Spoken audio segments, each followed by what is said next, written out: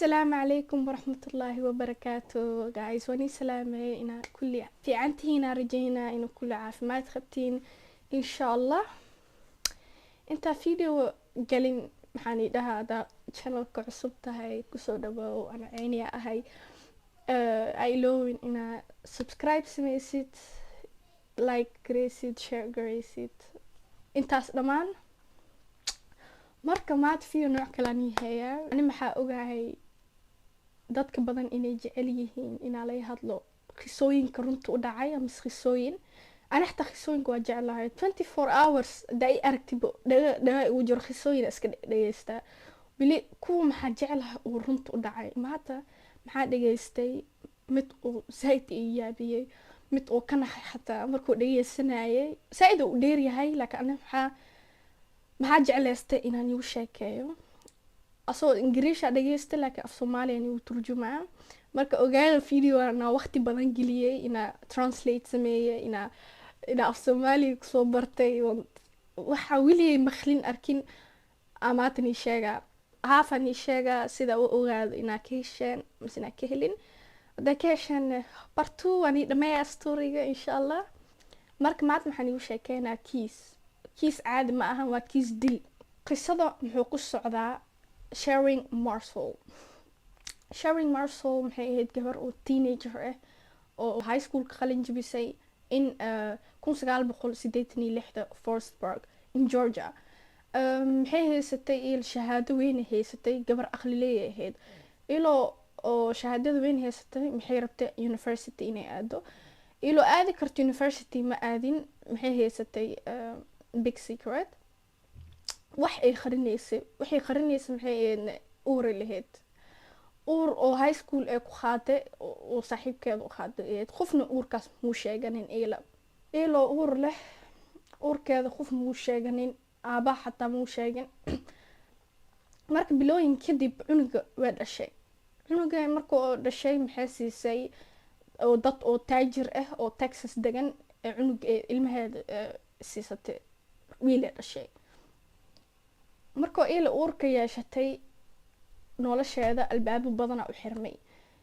nolosheeda waxay rabtay ma noqon karin uurka yeeshatay uurka xayiray wax badan iyo maxay isku dayday xataa inay saaxiibkeeda la baxsato baxsinaantay baxsarabtay muu suura galin marka saaxiibkeeda iyo waxaas dhammaan waa iska dhaaftay maxay bilaawatay nolol cusub Sharon maxay u guurtay state-ka la dhahaayo Tampa in Florida nolol cusub u bilaawato maxay marka la guurtay nin lahaayo Franklin Delano Floyd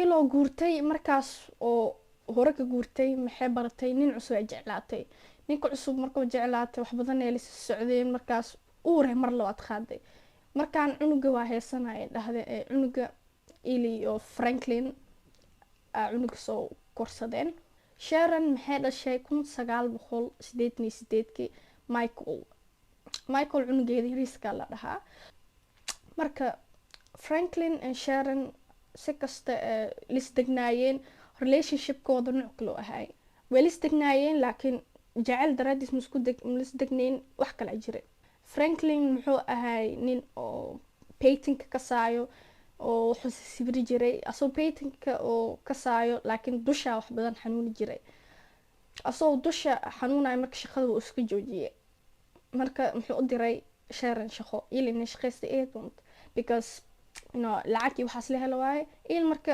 cloud shaqeynaysa gabar oo saas aad iyo aad u aqli badneed oo qalan jibisay waxaas dhammaan sameey kartay cloud shaqeys dadka la shaqeynaysay asxaabe la noqotay ila way jeclaayeen ku furfuranay ahayd dadku ila sheekeysan jirtay dadku way ka heleen laakiin hal gabar oo aad iyo aad saaxiibo u noqdeen ajiro maxaa la dhahaa Charlotte Camiso madacooda nooc kale wallahi si fiican mu dhihi kari laakiin gabartaan ay la saaxiibtay because labadooda 18 sano jireen way jaraayeen ayagoo yar way isfahmayeen dadka yarmaan saas daraadeeda u saaxiibeen best friends ee noqdeen Charlie saaxiibta Sharon Franklin aad iyo aad muu helin nin xun ee u arkaysay markasto ninka wala dagaal jirtay marka maalmooyin kadib maxay dhacday 1989 Franklin iyo Sharon iyo Cheryl maxay aadeen dooni koreen inay soo dalxiisaan marka doonta dhexdiis ma is dagaaleen Cheryl and Franklin ma is dagaaleen dagaalkaas kadib dagaal weyn oo noqday Sharon il clubka markuu ka shaqeynaysay lacag oo extra shaqeynaysay oo dawladda ogeyn lacagta shaqeynaysay dawladda inay ogaadaan maano marka lacag oo half ay shaqeynaysay dawladda u sheegaysay laakiin waxaas maxaa ogaay saaxiibteeda Cheryl marka oo ninkii la dagaashay Franklin wax kasta way sheegtay maxay u sheegtay inay Sharon lacag oo meel ku qarsato oo dawladda ogeyn marka sidaas daraadiisa Franklin marka wuu xanaaqay arintaas markuu ogaaday marka maalmooyin kadib Franklin wuxuu imaaday clubka oo ka shaqeyso Sharon iyo gabarta Cheryl markaas Cheryl banaanka u wacday gabarta banaanka markuu imaaday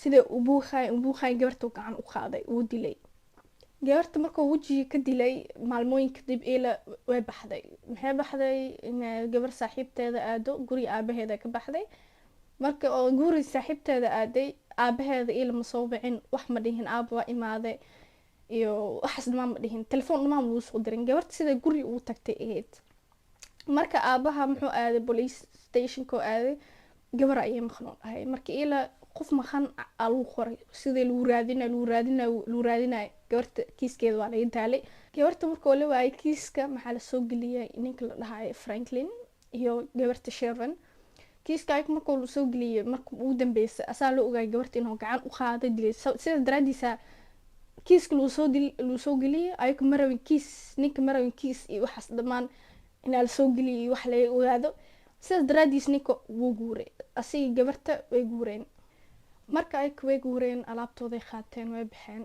sida lagu shakinin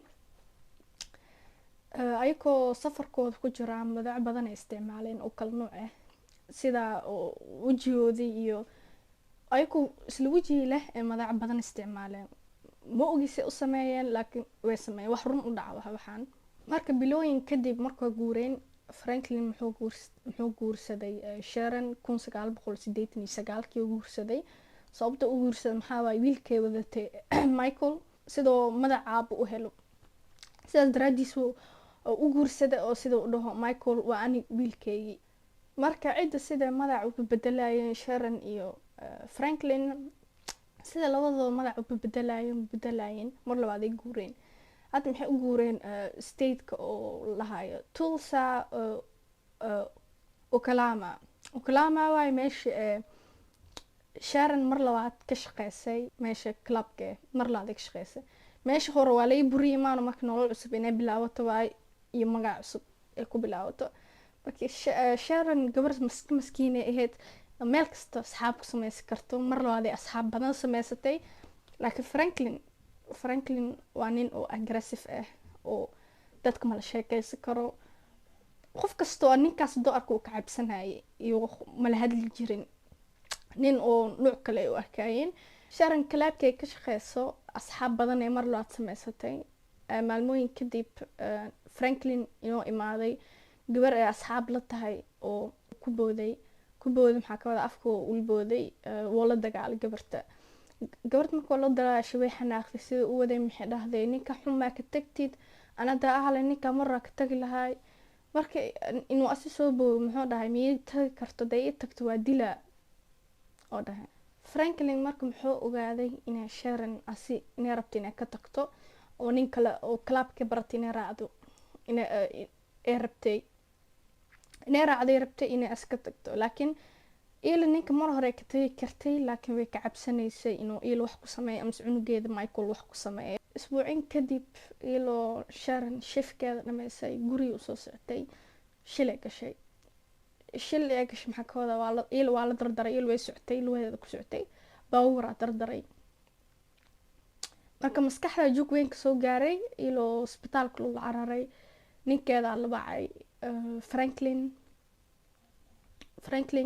markuu la bacay isbitaalka u soo cararay naagtiisoo arkay markaas situation xun ay ku jirtay ma hadli karin xanuun zaaid ah heeye marka maalmooyinka bacdi way ficnaatay, 2 maalin bacdi way ficnaatay, asxaabteeda u imaadeen, way sheekaysteen, way hadleen. marka ninka wuxuu sameeyey maxaa waaye asxaabteeda u diiday in ilaa la arko, ilaa la arko dhammaan wuu diiday, asli arki karo qof kale ma arki karto. dadka xataa wuu u sheegay oo isbitaalka shaqeeyaan naagtay malee arki karo dhahay. 5 maalin kadib ilo isbitaalka jiifto ba iska dhimatay. sidee u dhimatay qof ma ogo, caadi way iska dhimatayba. laakiin dhakhtarka markuu korkeeda baarayay, hore u baarayay, muxuu ku arkay in dhaawacyin hore ku yaalo korkeeda. dhakhtarka marka dhimashadeeda aad iyo aad u shakiyay, laakiin dhakhtar waaye ada proof hadaa haynin qofka sidoo dhintay wax ma qabi kartid, hadaa cadeen haynin wax ma laga qaban karo. marka Franklin inoo dilay oo hore shilka baabuurka ku dhuftay, shilkaas nooc kale u noqotay inuu markaas rabo naagtiisa hore inuu u dilo ama isbitaalkaas inuu ku dilay ma la ogo. dadka badan waxay ugu shakinayeen inuu asi dilay because naag caafimaad lahayd oo ficnaatay oo jugteeda ka ficnaatay, maskaxdeeda waxyiris soo ficnaaday, inay caado iska dhimato saliirta iyadoo filambooyin wax badan oo ku duran oo keer haysato, oo qof arkeynin ninkeeda la arkayay iyo dadka doktoriinta ka shaqeeyo. markuu ninkeeda u diiday dad inuu arko markaas inay dhimatay, wax la jiro ma fahmin, wax la jiro naagtaas caadi mu dhima karto.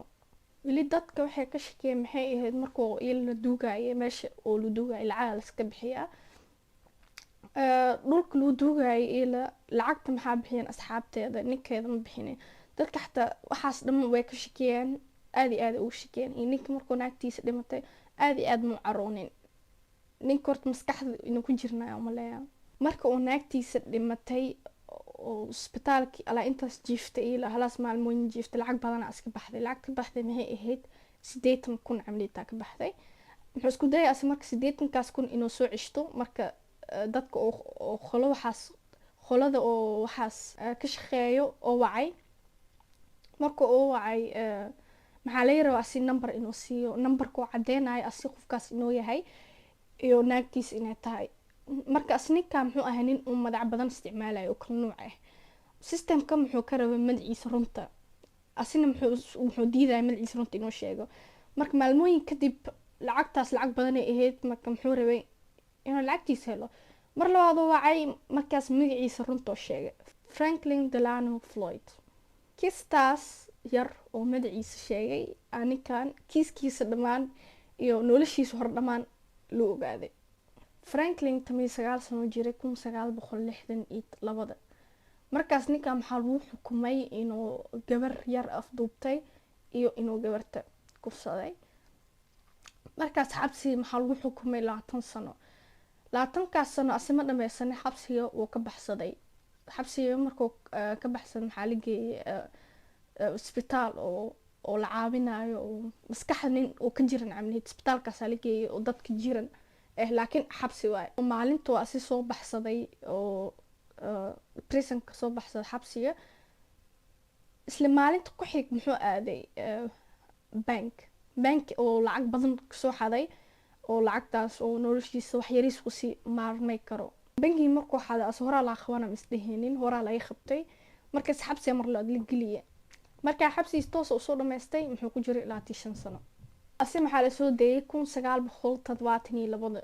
markuu hore la soo deeyay asoo baabuurkiisa wato tank station oo baabuurkiisa oo tangareysanayay. markaas naag la dagaalay.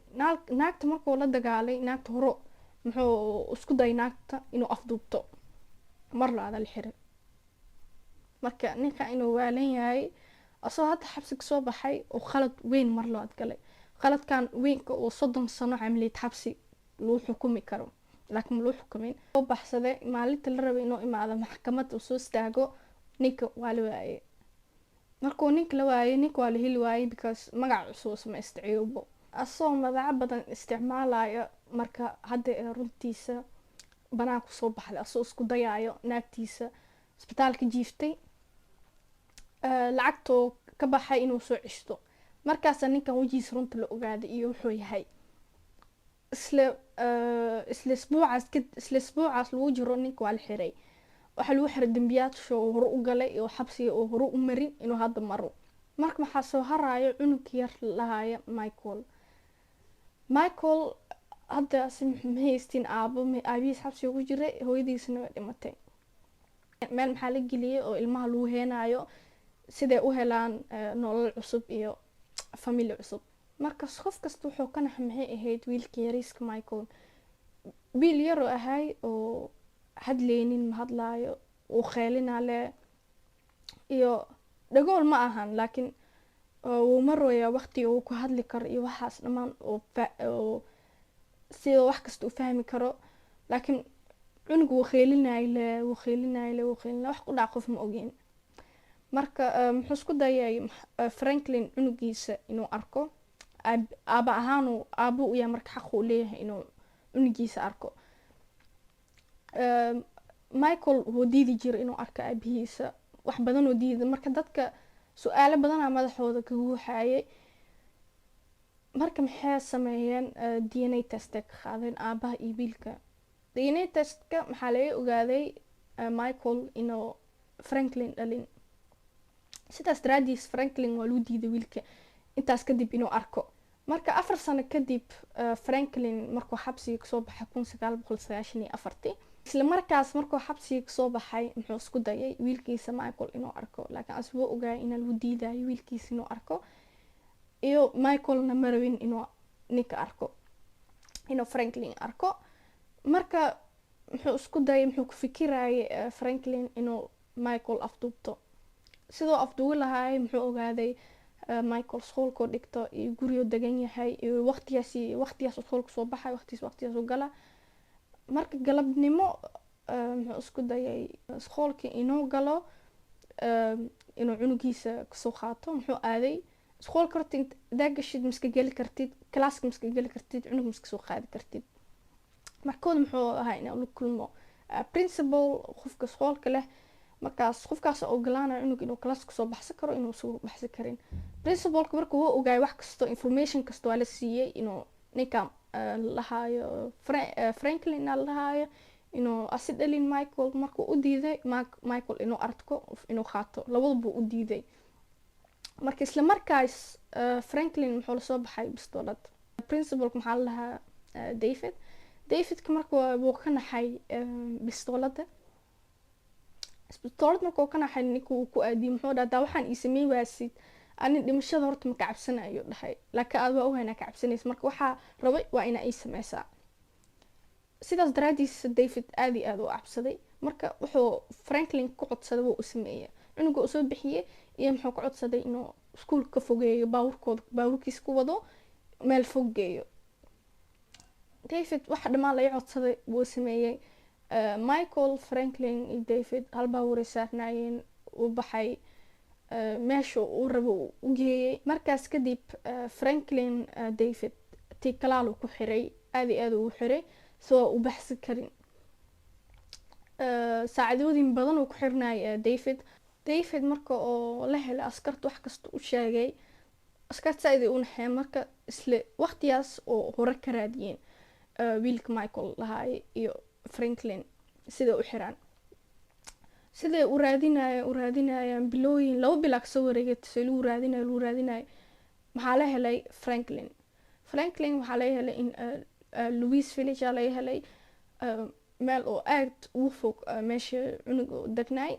ninka markuu heleen isla markii laga xiray maxay weydiiyeen cunuga Michael meesha jiro, oo asi diiday, wuu diiday cunuga inuu u sheego meesha jiro iyo meesha ka khariyay. muxuu dhahay wax ma galin dadka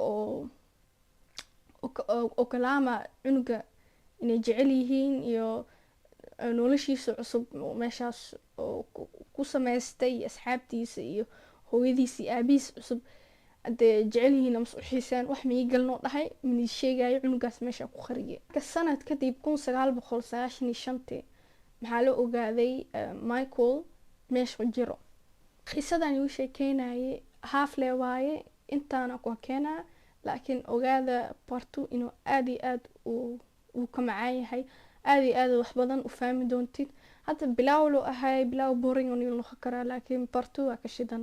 part 2 wax badan kasii yaab oo filanayna dhacaayo laakiin kaas anda inaka iga soo dalbadin laha ka hadlaa bartu insha allah waxaan rajeynaa inaka inaa videogan ka hesheen sidaan ii sheegay bartu daaragtiin isoo sheega intaa ku akeena bye bye